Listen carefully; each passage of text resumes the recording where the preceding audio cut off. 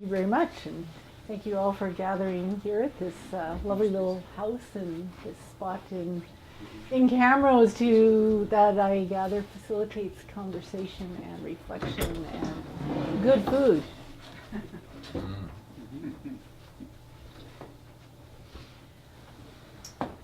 We are at a real moment in history. December 6th, we will have a new law.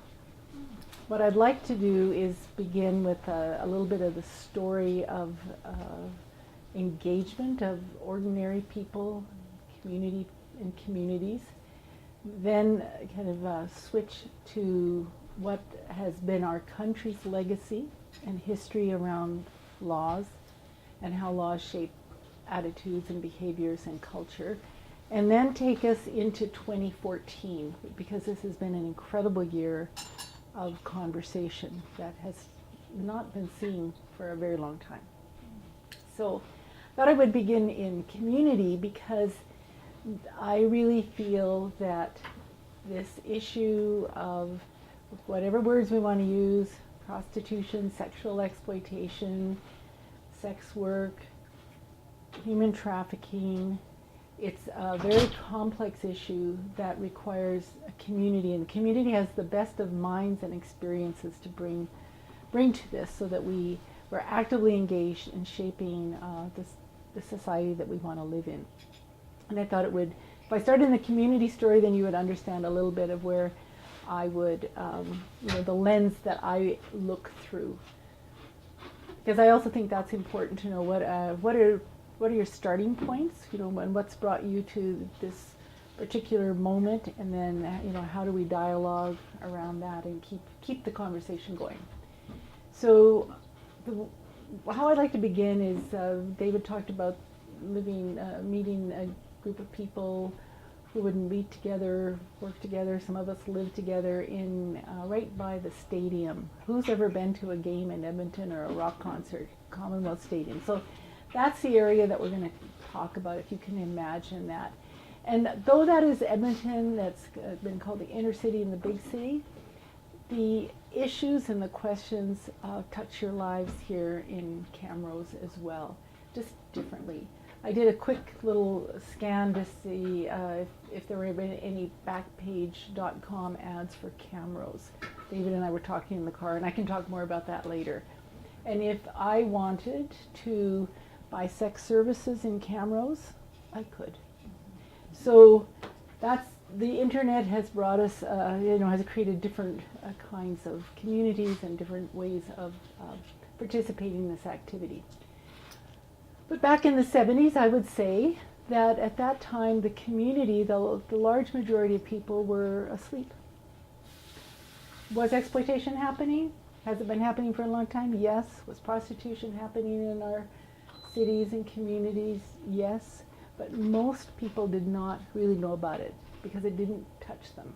And I was one of those people, did not touch my life in really any way. Until what happened in the early 80s was this big changes in our economy, and what I would call this eruption into our lives. And if any of you have had the chance to read any of the liberation theologians, they often talk about the eruption of those who are poor into the lives of those who have lived with some comfort. And then what do we learn when these different worlds collide? So that's kind of basically what happened. Interesting, in the Edmonton Journal a couple days ago, there was This Day in History, 1981. And my husband and I read it. That's when we got married, and that's when we bought our house. And we remembered what the interest rates were at that time. And it said, we had people coming to Alberta, living out of their cars because there's no housing. And we thought, it feels like we're cycling back to 1981 again. So it was a time of great economic change, lots of people coming. That was a time when we, living in this neighborhood, began to notice children, and I say that children meaning under 18, and women standing in the street corners. And we thought, what's going on here? Then we started to notice more and more men circling in cars. We thought, what's going on here? But still at that point it was like, what's going on here? And then one cold January night, my husband and I were just about ready to go to bed. The children were asleep, and we heard this frantic pounding on our door, because we always leave our light on. That's a really neighborly thing to do, is leave your light on. And so we went to the door, and we could see a very frightened woman standing on the other side of the door, and we saw two men down at our gate, and it looked like they were coming up after her. So I opened the door, pulled her in, and slammed the door in their face. Not very neighborly. Not very neighborly, but for a reason. So then there we were, two women face to face. I'm a Caucasian woman. She was an Aboriginal woman. And I said, what do I do? Do I call the police? She said, the police won't believe me. So what do you do when you're being neighborly and you don't know what else to do? And it's cold. Would you like a cup of tea? So I said, would you like a cup of tea? She said, yes. We put the kettle on and we sat around our kitchen table. And then she said, okay, I will tell you what was happening. And I don't use this word anymore, but this was the word of those days. She said, okay, I'm a prostitute.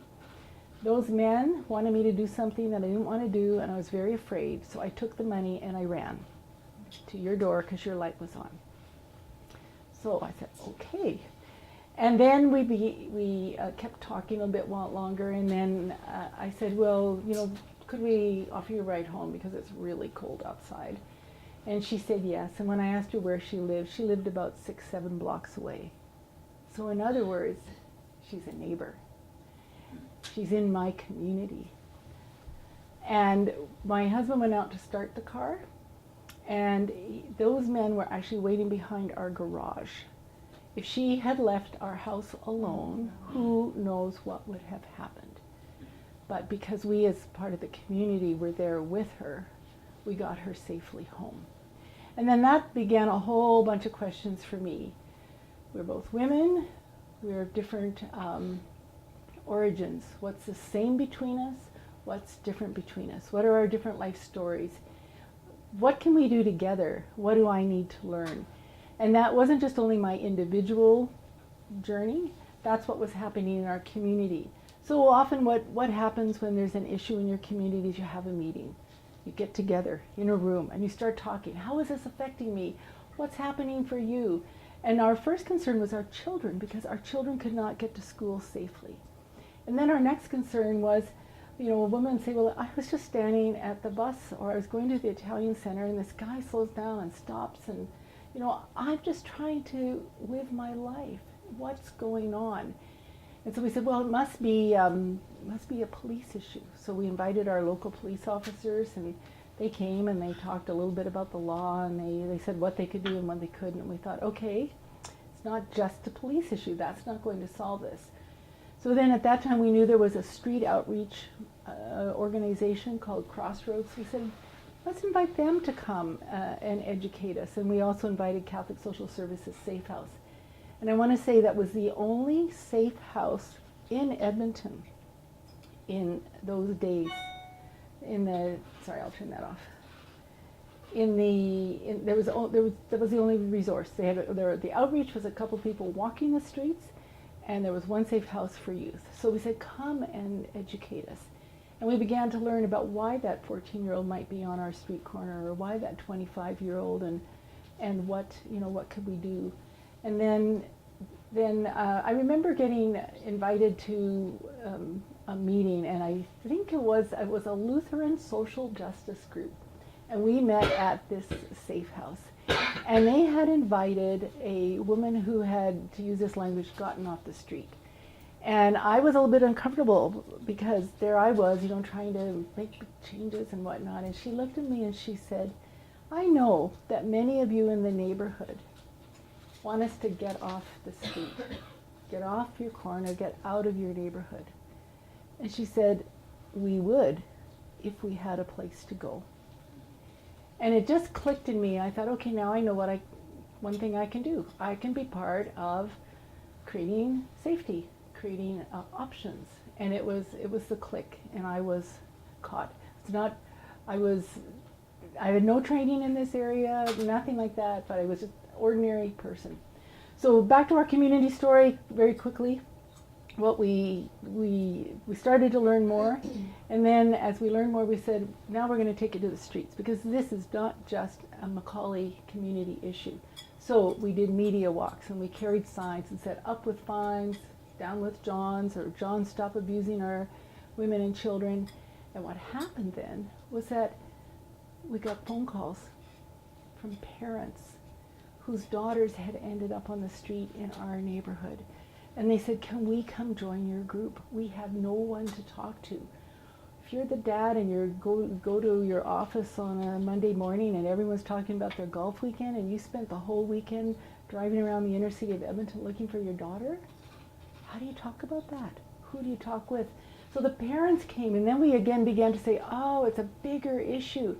This isn't just our issue. It's not just that child or woman on the corner or the man cruising. Then again, it's about families.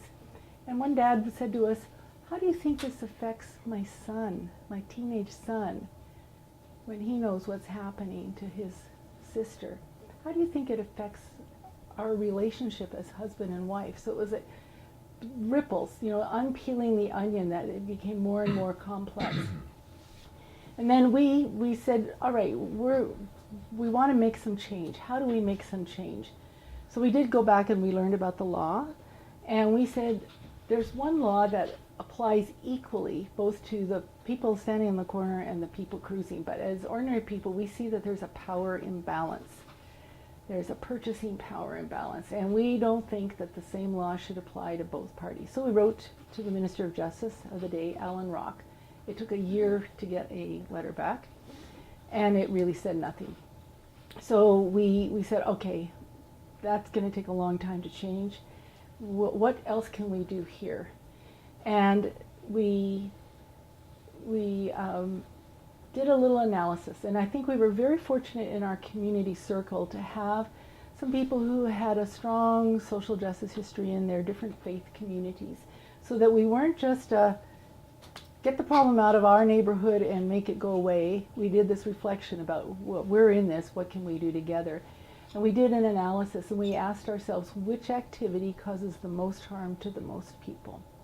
And that's when we began to name that it was the harassment, the circulating behavior of the men who are cruising our community for sex and for buying children and women. And then we knew that we needed to put our stories out, but we also needed stats. So we asked the City of Edmonton to do a traffic count. And I think it's really important to always have your data as well as your stories, because then people in positions of power start to listen a little bit more. So we have the Macaulay Elementary and Junior High School between two streets. And when there should be 600-700 cars per day, that's what the city said. When they did that traffic count in a 24-hour period, there were 3,700 clicks. So then we could say, see, we have a challenge here. And so our community worked with the city, and we came up with a strategy, which was to create one-ways, because that breaks a circulating pattern. And unfortunately, the men who are caught in this activity, that's part of the preying, the predatory nature, is the circling and looking and seeing, and it's all part of that workup. So you have to do a practical thing. Double one-ways on both sides of the street. And if you come down 95th Street to go get some panettone at the Italian Center, you will see those one-ways to this day, and I feel like it's a scar. And I think it's a lot has healed, and we've really worked to make it a healthy community, a vibrant community, but I also think it's important to remember the pain that was happening and still continues to this day. Along this line, then we were saying, okay, we need to focus on these behaviors, but what else can we do? And at that time, in 1995, there was a woman who was formerly exploited, who worked with a vice detective, and they started what's called the John School, or the Prostitution Offender Program. And one of our volunteers watched Oprah, and she saw a show on it. And so we all watched Oprah, and we said, maybe that John School would work in Edmonton. At that time, there was the Mayor's Action Group on Prostitution in the Safer Cities, and I think, again, it's always important to have a grassroots community activism, and then have some of your senior people, and have the two meet and talk. So we went to that Safer Cities Committee with this idea. The Assistant Deputy Minister of Justice was on that committee, and the Chief Crown Prosecutor and the Police Chief. And they said, that's interesting. So they sent 2 police officers down to observe it, and the police officers came back to our community circle to share their learnings. We had about 25 people all crowded in the room, and then the officers told about what happened, and then I said, let's go around the circle and see if we think this would help Edmonton. Now, there was one woman sitting there, and she had shared with me her story, but I had not shared her story with anyone else because it was her story. She was a very petite Aboriginal woman, and she was sitting right next to the vice officer, who was broad-shouldered and big. And she decided at that moment to share with the community. She said, I was a teenage prostitute on your streets, right here in this neighborhood, and I think this John School is a good idea. And so around the circle we went, and everyone said, let's try it. The mayor and city council said, let's try it. Minister of Justice and the police chief of the day said, we're going to try it, and we're going to charge the men the equivalent of a fine, but we're not going to keep the money. We are going to give that money back to the community, because it's the community that brought this issue forward. So the community will have this challenge of figuring out how to make this unusual source of money bring about change for people. And that's what happened. 1996 was the first prostitution offender program, and this group of people, we sat around the table, so we had women who'd gotten off the street, parents, we had Crown prosecutors, police officers, frontline agency, and ordinary neighborhood folks. And we decided where to use the money. And our first priorities were around poverty relief, because whether you are on that street corner or trying to rebuild your life, you are living in poverty.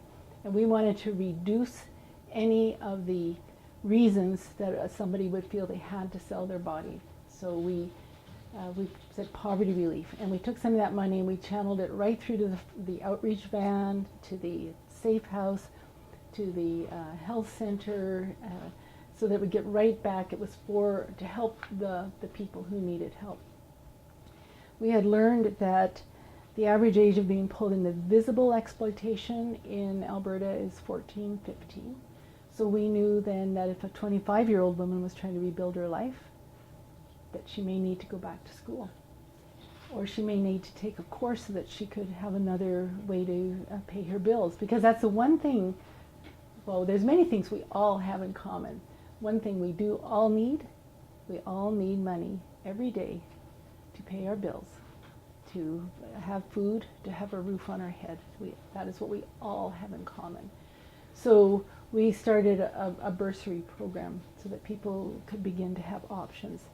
And then we had learned about the childhood abuse or neglect that is often part of the story for many people who end up in visible exploitation. And certainly when you are being exploited, you're a victim of violence and degradation. So we set aside money for counseling.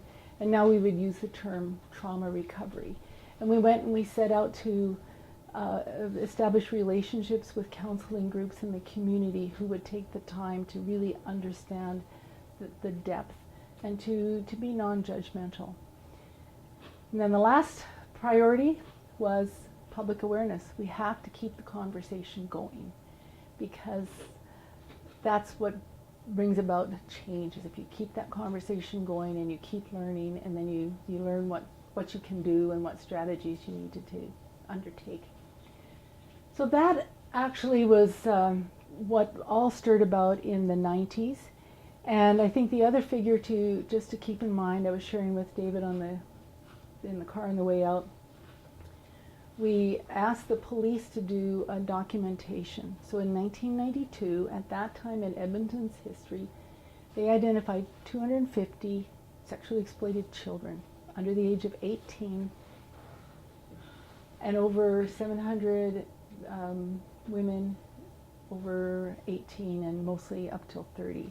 So that also, when we learned that, we said, wow, these are our children. We can't be concerned just about the children we know, the children who live in our houses. This is about children and young people, and that is the work of adults in a community, is to create safety for all the children and to start, keep understanding what's happening. So fortunately at that time in Alberta's history, in Calgary, there was a woman who worked for a parent agency. She was learning the same things that we were. And when she then decided to run for political office, and when she got to the backbench, she had a mission, and her mission was to do something about this. So she got the premier to let her start a task force. It was called the Protection of Children Involved in Prostitution. She went all over the province. Again, she pulled together this multi-stakeholder group, and out of it came a new law for Alberta. At that time, it was called Protection of Children Involved in Prostitution. And what that said to us as Albertans is that these children are not bad kids. These are not the problem kids. They're not to be written off. They're children who are victims of child sexual abuse, and they deserve our care and services. And I remember feeling so excited because then you could look in the budget line item of the government budget, and there would be this line item for protection of sexually exploited children. Actually, at that time it was PCHIP, and now it is called PSECA, and I think that's an important cultural shift. Protection of sexually exploited children. Because when you say protection of children involved in prostitution, what does that imply? There's some choice and culpability, but if you say protection of sexually exploited children, you turn the whole thing, and that too has been part of the journey of learning. And it's been my privilege to have many women educate me, and I remember one woman in my those early years, she said to me, a lot of people talk about choice, but what really is choice? For me, it's when I have two really good things to make a choice from. I have only ever had decisions. Some of my decisions have been good, some of my decisions have been bad. But I will tell you, I made the decision to run away from my home where my dad was hurting me. And then I was in a reform school, because she was in Ontario, and I made a decision to run away from that reform school. And I ended up on the streets of Toronto walking around, and this guy said, "I'll protect you." And so I made a decision to go under his protection. But did I have any choices? And so I think, again, it's important to always think about that and to look into our own lives and think about the good decisions we've made, the bad decisions we've made, when we've had true choice between two good things, and where has that taken us in our lives. So that's kind of this community story that took a bit longer. I'm going to roll forward. I think the last bit of that story is that we had a lawyer who was part of our multi-stakeholder group, and after our first year of giving away this money, he said, the city said we're going to continue doing this, as did the Minister of Justice. So we said now we have to get organized, and we had to become a nonprofit organization. So that was actually the birth of the little organization that I still work for to this day. It came out of that whole community story, and then we were kind of tasked with keeping the conversation going and dispersing the funds. So, rolling forward into our conversation around the law and how Canada has the potential for some change going forward. I always like to know where we've come from so I can understand better where we're going. And so I did a little bit of research on how Canada has addressed prostitution, to use that language. And many people have always thought that prostitution was illegal, but that's not true. Only prostitution, as defined as the exchange of money between consenting adults, has been legal. There's just been aspects of it that have been criminalized. So what we were seeing in our community was called Section 213. That's the communication for the purposes of prostitution, and that law was applied equally to whether you were the buyer or the seller. Then there was the common body house. If you were running a house where sexual services were being sold, you could be charged with that, being an inmate of a body house or running one. Or if you were a pimp, and there's a whole line of offenses under being a pimp: luring, grooming, procuring, living off the avails. So these laws, those three laws, came into being in 1985. Now, what was happening before? In our history, both as a country and as a colony, there was always brothel prostitution. There was, because we were based on British common law. And in 1759, in Nova Scotia, prostitution was described as lewd behavior. It was under the British Vagrancy Act. In 1892, our own criminal code was enacted, and again, the focus was on the person, a vagrant, who, being a common prostitute or night walker, is found in a public place and does not, when required, give a good account of herself. So we see that it was actually very gendered, and it was, you had to give a good account of yourself. So there were no changes until 1972, and that's when we began a shift to a gender neutral in the law, which says every person who solicits any person in a public place for the purpose of prostitution is guilty of an offense. And again, that's when the common body house was brought in. Now, Canada does have some guiding principles. We have the Bill of Rights and the Charter of Rights and Freedoms, which, and then we have our criminal code. And so all of these things have to work in relationship. What I found was interesting, it wasn't until that 1985 when this Section 213, communicating for the purpose of the prostitution, was brought in. That was the first time in history, legal history, that we recognized that there was a buyer. Before then, it had been the seller, or the person who might be pimping, or the person who might be running a common body house. So 1985, that's the first time when a man could be charged for attempting to buy sex services. That gave us the ability then to have these John schools, these prostitution offender programs, because they were arrested under that law. And I think that's just important, because when you think about the word prostitution, many people, first of all, think about the seller. In fact, I then went to the criminal code and I thought, I want to find out the definition of prostitution. And there is no definition of prostitution in the criminal code. There is a definition of prostitute, but not of prostitution, the activity. And I thought, well, why is that? And then, what has shaped our understanding and our attitudes and our behaviors all over the years, and how is that carried into our legal system? And what I can tell you is that, again, working with women, one of the greatest balls and chains is the criminal record associated with having sold yourself. And it is an internal ball of shame because of the stigma, but it is a real societal barrier. Many places say you need a criminal record check. You need a criminal record check if you want to be a social worker at MacEwan University. I don't know about your university here. You need a criminal record check to get any number of jobs. And actually you need the criminal record check for more jobs that affect women than affect men. So we are actually keeping women out of our society of being able to have a way to provide an economy for themselves by continuing to criminalize, in my opinion.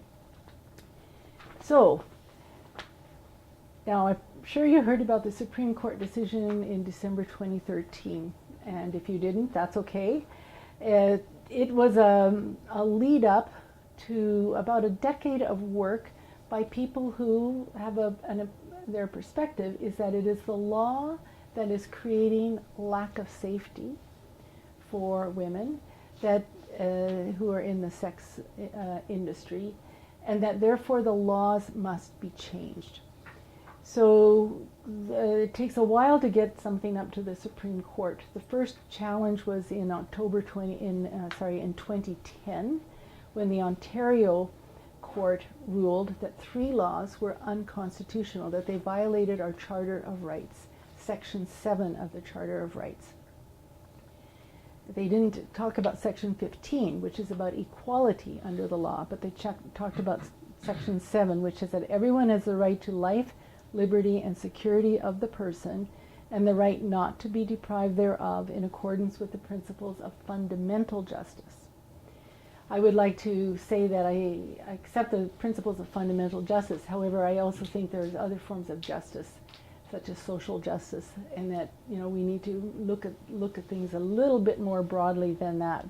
But that is the section of the Charter that was successfully challenged, and last December 20th, the Supreme Court of Canada unanimously ruled that 3 of our current prostitution laws were unconstitutional. So they struck down living off the avails. Now, that was under what was kind of known as the pimping clause.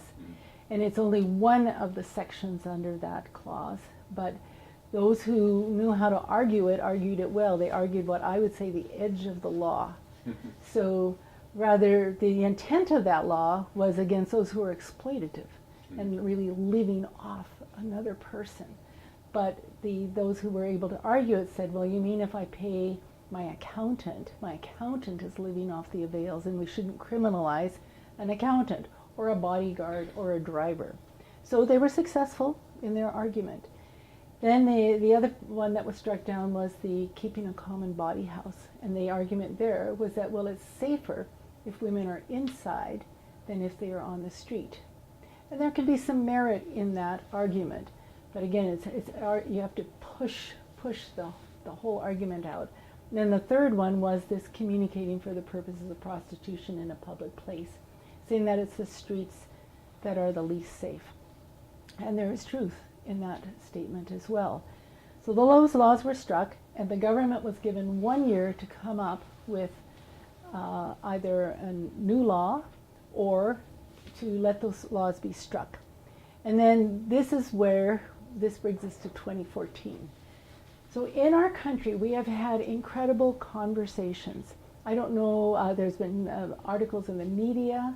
I don't know, did anybody happen to watch any of the parliamentary or Senate hearings? I never really watched a CPAC, Canadian Parliamentary something channel, until now. But it's an exercise in democracy. And it is something that's available to us. You can watch it on TV or watch it on your computer and watch different debates. And it's most fascinating. So our parliamentarians held 2 major national conversations. The Conservative government introduced legislation which is called a Made in Canada approach to the sex industry. It's been inspired by what is also known as the Nordic model, which first took place in Sweden. In 1999 it became a law, and then that law said that prostitution is a form of violence against women and vulnerable males and transgendered people, and that we don't want to live in a country where we're perpetuating violence. Prior to that, prostitution had been legal in Sweden, but Sweden has become a more gender-balanced society. There's more women in the legislature, and they've worked at some, trying to be a more socially equitable society. And they said, we don't want to perpetuate what we see to be abuse and an imbalance of power. So they created this new law, which makes the buying of sex services illegal and provides services for those who are caught. And they began a whole societal change. In Canada, that's our opportunity now. It's being talked about as potentially a paradigm shift. Boys in Sweden who were born in 1999 have grown up in a society that doesn't say it's okay to buy sex. Sweden has also put in some other interesting measures around engaging men and boys. And so, for example, we have worked really hard to get parental leave that is available, 6 months to the father and 6 months to the mother. But in Sweden, they've made 2 months mandatory for the father to be at home with his child and to not suffer an economic loss, because that's often the reason why many men do not take parental leave, because they're often the higher income earner. So it's been this whole fascinating shift that teaches us that we have to put a number of other things in place. And one of the saddest comments that I heard from a well-respected woman who's an educator at the University of Alberta is her fear is that this law won't work in Canada because we're such an unequal society. You know, and because of the role of women in society and the violence against women. So we have really big challenges if we want to be a different kind of society. So what will happen on December 6th? Prostitution will be illegal in Canada. That is big because it has been legal since, you know, in the colonial days. Now, what will happen under this law is that the focus will be on the buyers. The sellers, to use that language, will be immune from prosecution. Immune from prosecution, except in a few instances. And the intent of the government law is that we're going to send a strong message. It's not okay to exploit people. It's not okay to profit off other people, and that this is what we're going to change. Now, what's it going to look like? That's going to be the work, not just of the legislators, Department of Justice, the Federal Department of Justice and Alberta Justice, which has to roll out the law here. It's going to be our work. We need to talk about things differently. And I just wanted to read a little bit from the preamble. I brought copies if anybody wants it. But I think this is the change that we're talking about. Under Bill C-36, for the first time, prostituted and trafficked women will not be treated as a nuisance, but treated with dignity. For the first time, the Government of Canada will provide funding to help women and youth escape prostitution. And there's a whole preamble here, and of course, again, it can always be improved, but it's a good start.